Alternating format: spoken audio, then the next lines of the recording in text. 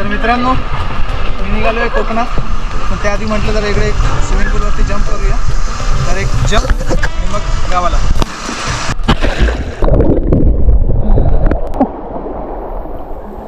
तर मित्रांनो मी आलो आहे वेळगिवे या गावामध्ये. या बाजूच्या नदीतनं आपण बाहेर पडलो डायरेक्ट. आणि या ठिकाणी तुम्ही पाहू शकता एक पांडवकालीन मंदिर आहे त्या ठिकाणी समोर. तर आपण ते एक्सप्लोअर करणार आहोत. तर त्या मंदिराची माहिती आपण जाणून घ्यायचा प्रयत्न करूया. त्याच्या आधी इकडची जर्नी कशी होती, इथपर्यंत पोहोचायचं कसं ते पाहूया. हर हर महादेव, जय शिवशंभो, जय शिवशंकर. तर मित्रांनो मी सुरुवात केली होती ठाण्यामधून ट्रेन पकडली, कणकवलीला पोहोचलो. कणकवलीवरनं मी साळशीमध्ये गेलो. जर साळशीमध्ये गेलो नसतो तर डायरेक्ट इकडे यायचं. तर कणकवलीवरनं तुम्हाला तरळेला यायला लागेल. तरळ्यामधनं जी गाडी होती वेळवेगळीला जाणारी ती 9च्या आसपास होती आणि मी इथे जवळपास 9:15ला पोहोचलो. त्याच्यामुळे आता ती गाडी तर निघून गेली. आता कुठला तरी एक उंडेल तिटा काहीतरी सांगितले, तिथे जाऊन मग रिक्षा करून जा म्हणाले, तो जवळ आहे. तर बघूया. तोपर्यंत इकडे चंद्रावर आल्याचा फील येतो आहे तरळे डेपोमध्ये. बघूया आपल्याला आता कुठली गाडी मिळते आणि किती वेळ लागतो पुढे. तरळे, वानिवडे, उंडेल तिटा, फणसगाव, गोवळ, पाडगाव, पेंढरी, बापार्डे, वानिवडे. बस क्रमांक 1258. दोन्ही बस जात आहेत उंडल तिट्याला. तिकडनं भेटणार आहे आपल्याला गाडी. तर बघूया कुठली बस पहिलं एक तर तीच धरूया, उंडल तिटा आणि मग वेळविगे.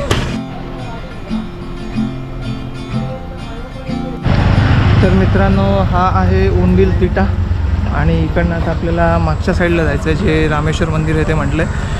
तर बघूया इकडनं आता काय रिक्षावाले किती घेतात आणि किंवा आपल्याला कुठली गाडी मिळाली तर तिच्याने जाऊ. थोडंच अंतर आहे म्हणतात, तर शक्य झालं तर चालत जाऊ. आणि येण्यासाठी काहीतरी 12:15ची वगैरे बस आहे. तर बघूया कुठली बस भेटते. तर मित्रांनो वेळगिवेला निघालो आहे मी चालत, कारण ते काका बोलले होते की 10 मिनटं लागतात चालत. आणि रिक्षावाले म्हणतात की 130 रुपये घेणार, 120 काहीतरी. आणि मी त्यांना विचारलं होतं की थांबाल का थोडा वेळ, तर तेही तयार नाही. म्हटलं शूट करून आपण रिटर्न येऊ. तर 10 मिनटं चालतसाठी 120 रुपये, 130 रुपये जरा जास्तीच वाटतात. त्याच्यामुळे आता मी चालत निघालो आहे. बघूया किती वेळ लागतो आहे.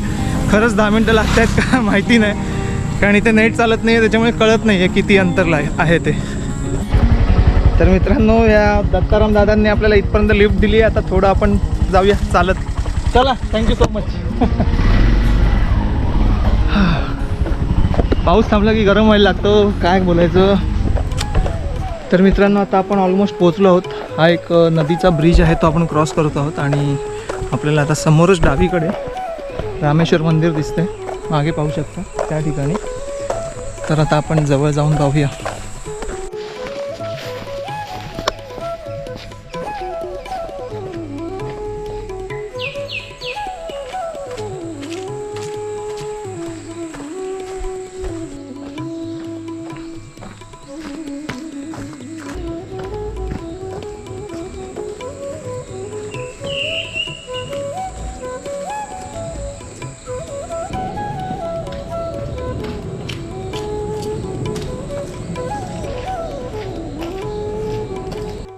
या ठिकाणी आपल्याला दिसतंय लिहिलेलं श्री रामेश्वर मंदिर, वेळगिवे, तालुका देवगड, जिल्हा सिंधुदुर्ग.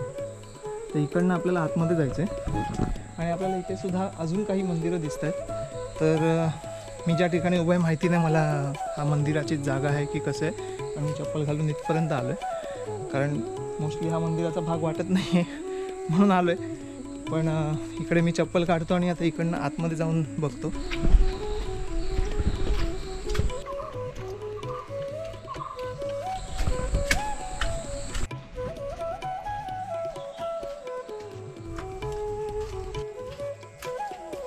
जय शिवशंभो, जय शिवशंकर. अरे बापरे, मंदिर तर बंद आहे. हे बघा, पाहू शकता संपूर्ण चिऱ्यामध्ये आहे.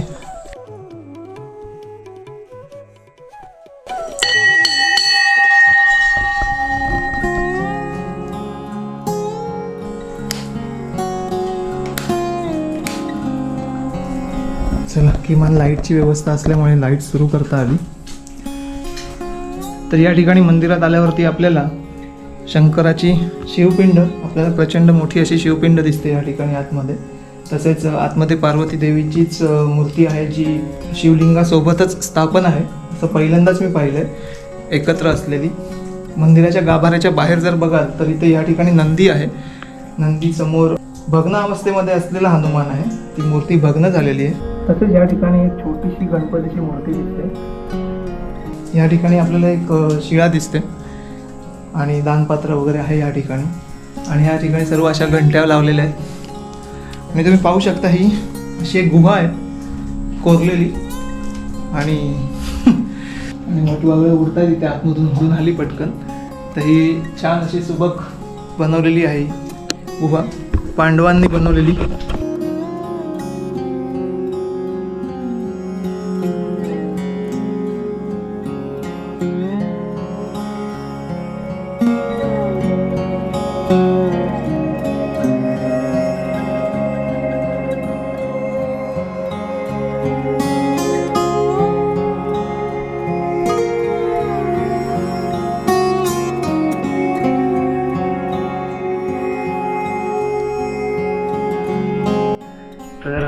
आता इकडनं आम्ही बाहेर येतो. इकडे बाजूला काय आहे ते पाहूया आपण. या ठिकाणी जेवण बनवण्याची व्यवस्था असू शकते, हे पाहू शकता.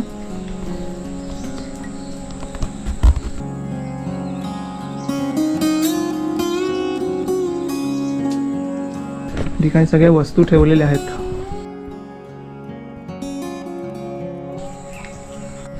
तर तुम्ही पाहू शकता मंदिराच्या बाहेर इथे ह्या 2 अशा शिळा आहेत. माहिती नाही मला कुठला देव आहे आता ह्या ठिकाणी, सांगायला सुद्धा कोणी नाही आहे. आणि अशाच प्रकारे ह्या ठिकाणी सुद्धा आपल्याला एक दिसते. तर हे पाहूया. आता आपण जाऊया त्याच दिशेला, तिकडे.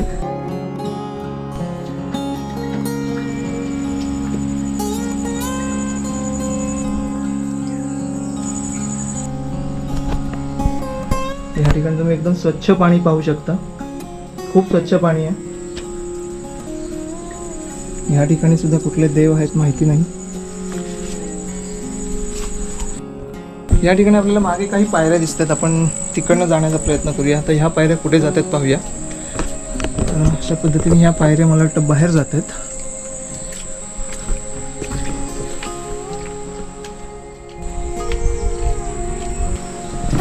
आणि या ठिकाणाहून आपण मंदिराचा वरचा भाग पाहू शकतो संपूर्ण.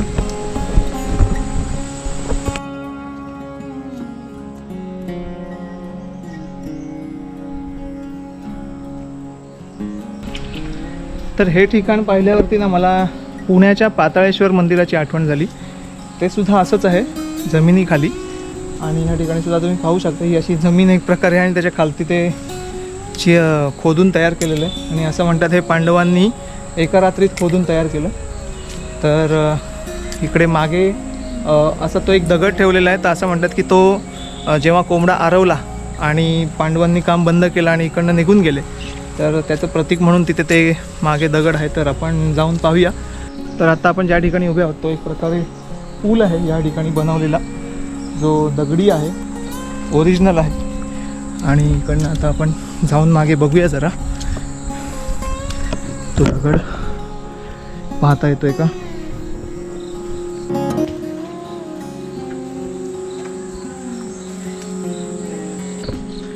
तर ह्या पूर्ण जंगलात नसा आता आपण आलो आहोत. आणि ह्या ठिकाणी आपण तो पाहू शकतो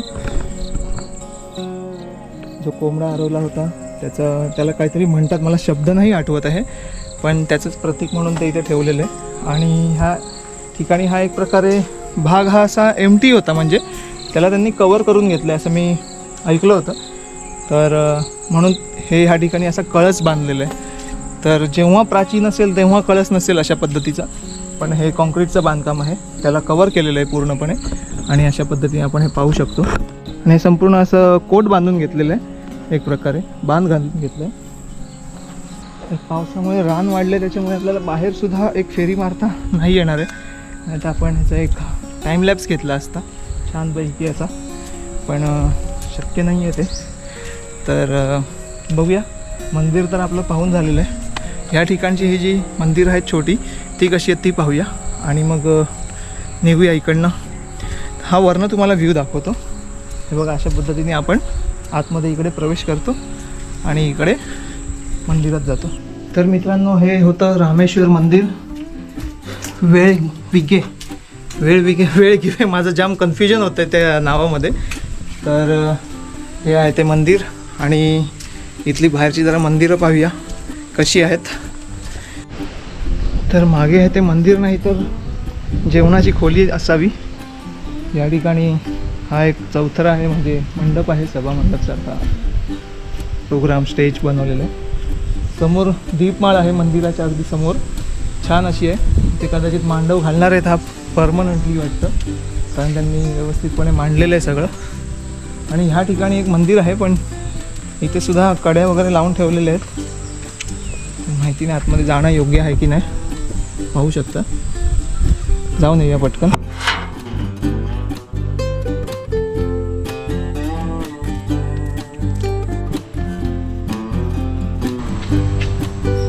श्री आलोबा मंदिर, मुक्काम पोस्ट वेळगिवे.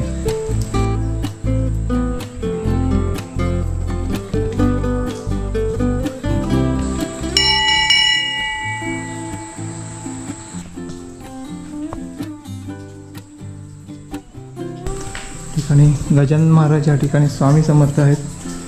खालती आपल्याला कश्यप दिसतं, कासव. या ठिकाणी गाभार आहे महाराजांचा, पाहू शकता. छानसं मंदिर आहे बनवलेलं.